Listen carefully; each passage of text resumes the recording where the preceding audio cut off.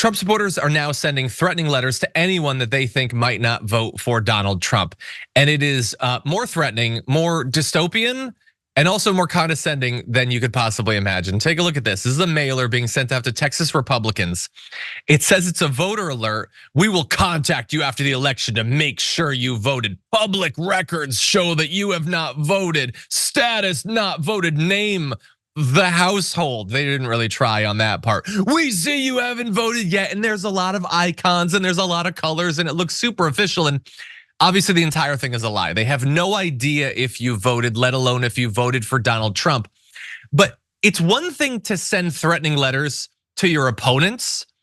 I would be a little bit more worried as a member of the MAGA Nation that they're now sending you threatening letters because they think you might be one of them. And you might not be sufficiently loyal. And they want you to believe that there could potentially be some sort of punishment if you don't vote. They say, we will notify President Trump if you don't vote. You can't afford to have that on your record. What are you talking about? Now, obviously, if you got one of these, I want to reassure you, they have no idea who you voted for, at least as of right now. So you don't have to actually worry.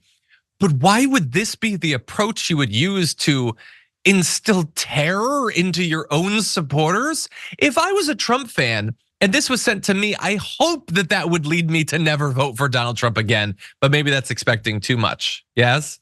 Yeah, I guess it's a good thing that I don't check my mail down here in Texas. But not voting is not an offense. You can't get in trouble for not voting. This is it's really sad because it's taking advantage of the fact that plenty of Trump voters are older and they're also, behind a little bit technologically. So they don't really understand how scams work as well as some younger people might, or people who are just more savvy about the internet and scams and all these things. Everywhere you turn, someone's trying to scam you these days. It is exhausting. It's hard, even if you are aware that these things are out there, it's hard to just stay vigilant about it all the time.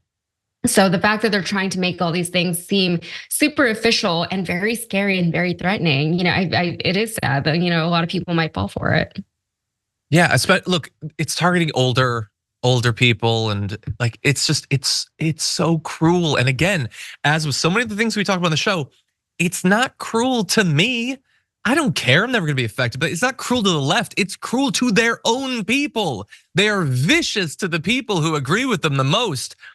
Please don't make us report you to President Trump. We don't want to. We don't want to have to tell him. We don't know what he might do. Don't make us do it. You don't have to send anything like that. These people are utterly deranged. And by the way, it's gonna work on a certain percentage of people. When they say President Trump will be very disappointed, they think that they're gonna hand him a stack of papers with the names of all the people who didn't vote for him. And he's gonna be like going through and be like, I'm mad about that. Oh, Billy should have voted. Jesse. That's not gonna happen. And there was another version of this years ago that I used to mock on the show. When they would do, rather than like you give them money and they send you the Trump black card, it would be get your name on the list. We're gonna hand it to Trump.